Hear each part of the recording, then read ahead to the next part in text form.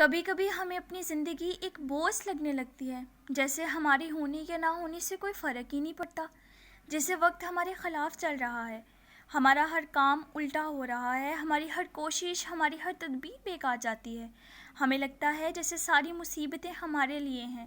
جب ہماری زندگی میں کوئی مشکل، کوئی پریشانی یا آزمائش آتی ہے نا، تو ہم اپنی قسمت کا رونا کیوں رونے لگتے ہیں؟ ہم کیوں ہمت ہار جاتے ہیں؟ ہمیں کیوں ایسا لگتا ہے کہ ہم اکیلے رہ گئے ہیں اور کوئی ہمارا ساتھ دینے والا نہیں ہے؟ اس طرح سے ایک دفعہ ایک استاد اپنے شاگردوں کے ساتھ ندی میں نہانے کے لیے آیا۔ ندی کے قریب جا کر وہ ایک درخت کے نیچے بیٹھ گئے۔ کافی دیر وہ بیٹھے رہے۔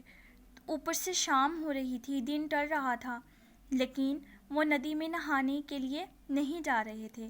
تو ایک شاگرد نے بڑی ہمت کر کے اپنے استاد سے پوچھا کہ استاد جی، ہم تو یہاں نہانے کے لیے آئے ہیں نا، تو ہم نہا کیوں نہیں رہے ہیں؟ کیا آپ کو کسی کا انتظار ہے؟ یہاں کسی نے آنا ہے؟ تو استاد نے جواب دیا کہ بیٹا، تم ندی کے بہاؤ کو دیکھو، یہ لہریں بالکل جب پرسکون ہو جائیں گی نا، تب ہم نہانا شروع کریں گے۔ استاد کے بات سن کر سارے شاگرد اتنے حیران ہو گئے کہ لہریں کیسے پرسکون ہو سکتی ہیں۔ تو انہوں نے اپنے استاد سے پوچھا کہ استاد جی، ندی کی لہریں کیسے پرسکون ہو سکتی ہیں؟ یہ تو ندی ہے اور یہ تو بہتی رہے گی، اور ندی کا تو کام ہی بہنا ہوتا ہے۔ استاد ان کی بات سن کر مسکرایا اور بولا، یہی سبق تو میں تم لوگوں کو دینا چاہتا تھا۔ ہماری زندگی اس ندی کی طرح ہی ہوتی ہے، جس میں سکھ اور دکھ کی لہریں ہر وقت بہتی رہتی ہیں۔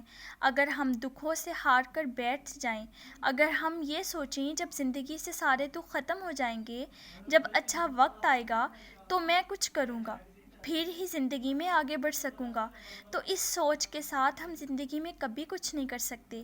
اس سوچ کے ساتھ تو زندگی میں ہار ہی ہمارا مقدر ہوگی، کیونکہ زندگی کی مشکلیں تو کبھی ختم نہیں ہوتی ہیں۔